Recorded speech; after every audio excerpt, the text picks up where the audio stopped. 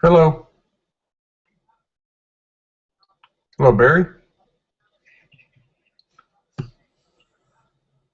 You can't get on.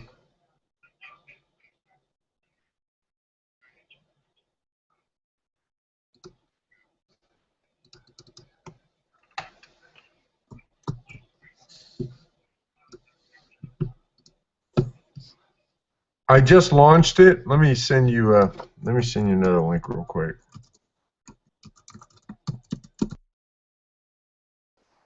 You just can't get oh, I see. So you can't even get on the internet.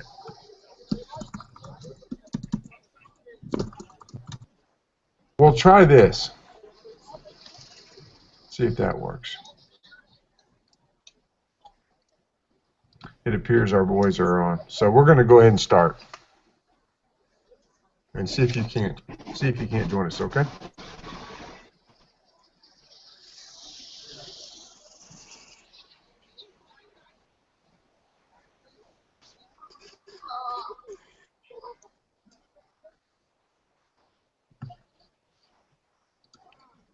I clicked the link for you to join the. What I sent you is the link to join it. If you can't, it's okay. I got these two guys. I'm sorry. Bye. Okay, Jason. Yep. You're looking at the OU-Tulsa pregame hangout. Mike Sherman broadcasting from my home on the north side of Edmond and talking to our OU coverage team covering the OU-Tulsa game today here in Tulsa. Jason Kersey, you're at the stadium. Can you hear me? Yeah, I can hear you. Can you hear me?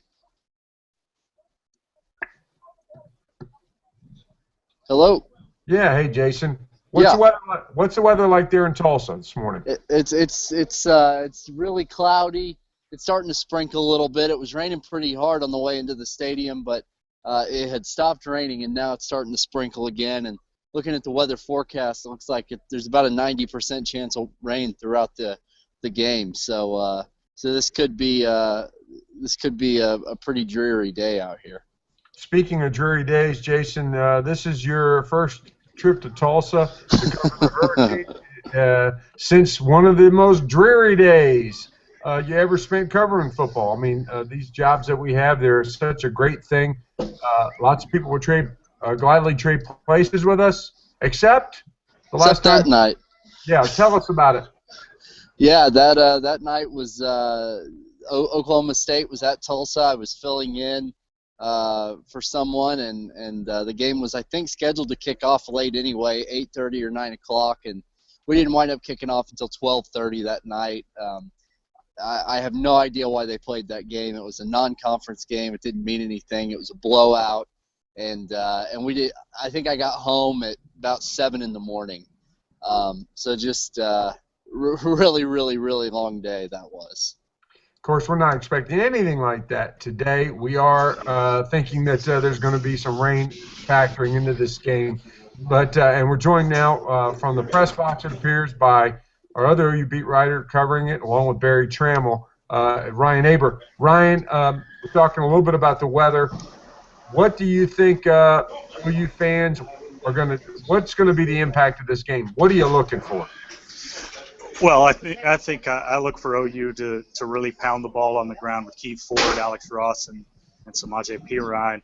And I think with the weather the way it is today, that'll be even more of a factor. I don't anticipate this game being very close, but I think OU would like to air it out a little bit, but I think the weather might dampen that. Okay, the running game, of course, you guys wrote about this off of last Saturday's game, the big win over Louisiana Tech. Jason, I've been sort of needling you and needling your good friend Samaje Perine, who after the game proclaimed that this group of running backs, the ones Ryan just named, have a chance to be one of the greatest ever in OU history. Has anybody broken the news to Billy Sims, Kenny King, and David Overstreet, although he's no longer available for comment? Yeah, it was definitely a bold statement to say the least, but I think he's a very confident guy. He's already a great quote, so I can't fault him for that. But yeah, he definitely needs to tap the brakes a little bit on that one. Well, tap the brakes, but let's bring it into some sort of context. How about the last couple years? Damian Williams last year. We go back to Dom Whaley. There's some euphoria about these running backs. Is it well-founded? I think it is. I think that these guys, all three, have a chance to be pretty good, and I think OU's in really good shape at running back for the near future with these guys. And then you add in Rodney Anderson, a 4-star guy who's committed right now from Houston area. I think you add him into the mix next year. I think this could be a really good group, and then I guess there's still the possibility that Joe Mixon would be back, although I'm not sure about that after what I saw the other day. But it's definitely a strong group. Ryan, we talked about receivers some this week. Nobody really emerging behind Sterling Sharp. A lot of talk about KJ Young. A lot of talk about Jeremy Mead. This is a Tulsa homecoming for him, a kind of game where OU is going to get a lot of snaps. Do you see Jeremy Mead sort of picking up on Jeffrey Mead? You see Jeffrey Mead picking up where he left off and maybe becoming that big receiver for the Sooners? But I think, first of all, we got to start. If Sterling Sharp is part of this team, then that's huge news. But did I say Sterling Sharp? You did. I'm sorry. I got two. First of all, that's a Baldwin joke, and we won't tell it right now. Sterling Shepard is the prime receiver for the Sooners. You guys have equated him to sort of a Ryan Broyles type, and certainly his performance in the Sugar Bowl and now in Week 1 really seems like it may be warranted. But talk about Jeffrey Mead, Tulsa Union guy coming home. Yeah, I think he's definitely got a shot to be, especially a red zone target.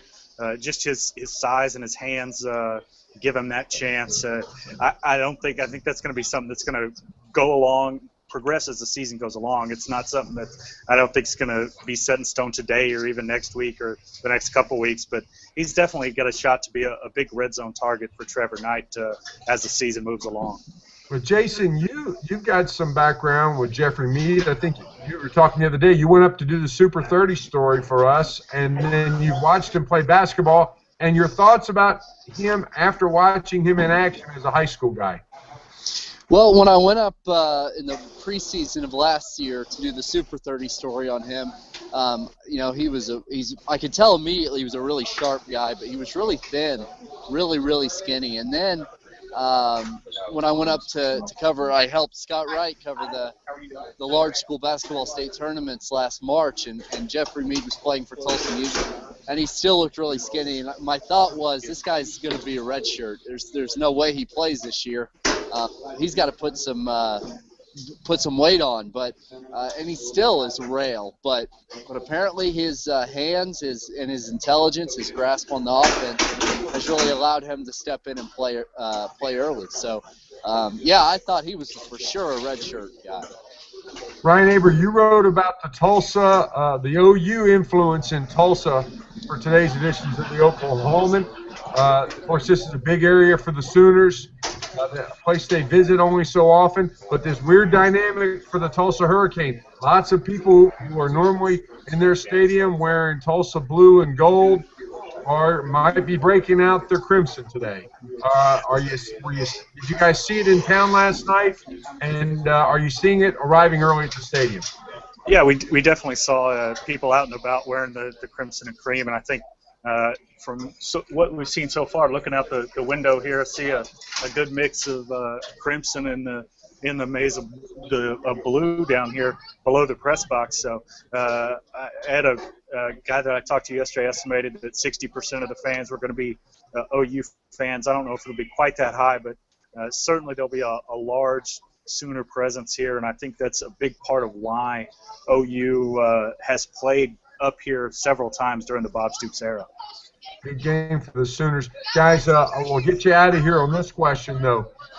The motivations for Tulsa, of course, are obvious. They bring a big crowd into the stadium.